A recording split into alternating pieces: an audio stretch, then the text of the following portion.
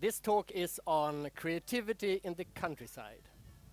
And if you think that the countryside is less creative than cities, I hope that this talk will make you change your mind. Now, 2 years ago, my youngest daughter Elvira came running down the stairs with a big smile on her face. She had been upstairs playing with her dolls, creating some new haircuts on the dolls. And now she had a question for me. And she went, "Daddy, Daddy, Daddy, how many different haircuts are there?" And I realized we live in a small village and she hasn't really seen that many different haircuts. So I lift her up and I put her on my knee and I open the computer and I show her all the different haircuts of the world. I show her Asian, African, American hairdos. And she really liked some afros. So I decided to push her imagination a bit and I Googled pink afros. And right there, in the middle of the Swedish countryside, thanks to the internet, a 6-year-old girl gets inspired by hundreds of different pictures of pink afros. Now, I have been to many cities, but I have never seen a pink afro. My small 6-year-old daughter, who lives her whole life in the countryside, she has.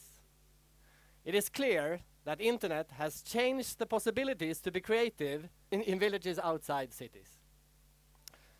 Here's another example. 10 years ago, I moved to Stockholm to a big house in a small village. And one day, I'm sitting in front of the fireplace, searching the web for inspiration, when I get an email from a friend who tells me that TED.com is trying out something new, a brand new concept. It's going to be called TEDx.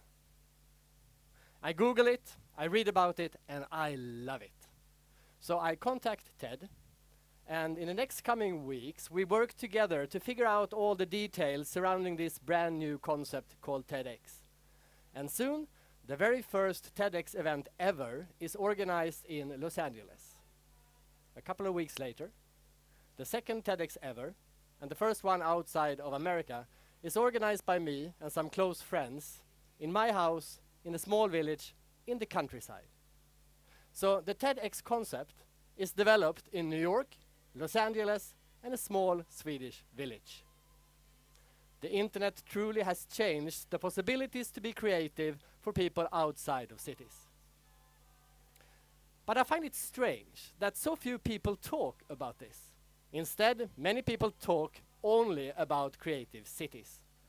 Cities like Rome 2,000 years ago and San Francisco and Stockholm today have all been described as creative cities. But what is it that makes people talk about creative cities as being so special? I've thought a lot about this, and I spent my life figuring out what makes people creative. And I learned that the most important thing you can do if you want to become more creative is to give yourself a lot of different input. Take Florence during the Renaissance as an example. The reason Florence became such a creative place was that people from all over the world moved to Florence. And they brought different knowledge and different information. And people met, and this knowledge and kind of collided. So people came up with new ideas. So Florence became famous for its universities and art collections and libraries. And people like Leonardo da Vinci would move to Florence and learn different things and learn different skills from different people and combine that with the knowledge they had about painting and mathematics and engineering and create new things in Florence. Leonardo da Vinci would get so much more input in Florence than he would in a small village in the Italian countryside. Yes, cities has offered so much more input than the countryside has. And yes, this has been true for a very long time. And no, this is no longer true. Today, your creative potential do not depend on where you choose to live, but rather how you choose to live your life. And that difference is mind-blowing. And for us living in the countryside, it's wonderful, it's beautiful, and it's powerful. Millions of people today living outside of cities have the same potential to be just as creative as people in cities. Reality has changed, but the narrative has not. because many people in cities still argue that cities have a huge creative advantage over the countryside still, even though that's no longer true. So the myth of creative cities and the uncreative countryside lives on. Now, don't get me wrong. I like cities. A little bit. I just don't think that they necessarily is the best place to get ideas anymore. I would even argue that many people living in cities today get too much input. Think about that for a second. The countryside of today offers unlimited amounts of input, but also the possibility to turn the input off and relax and reflect and rethink all the input you get. Both me and my wife actually think that we have become more creative since we left the city and moved to the countryside because we can turn the input off and just reflect. But in many villages across the world, people are waking up to this new reality where people can choose to give themselves a lot of new input. And we do. We cook food following recipes from Pakistan. We watch movies from Bollywood. And we go to online streamed IT conferences in Portugal, and we listen to podcasts from America. And we do it right here in our villages. And when we order the latest virtual reality helmet on Kickstarter, we do it at exactly the same time as someone in New York.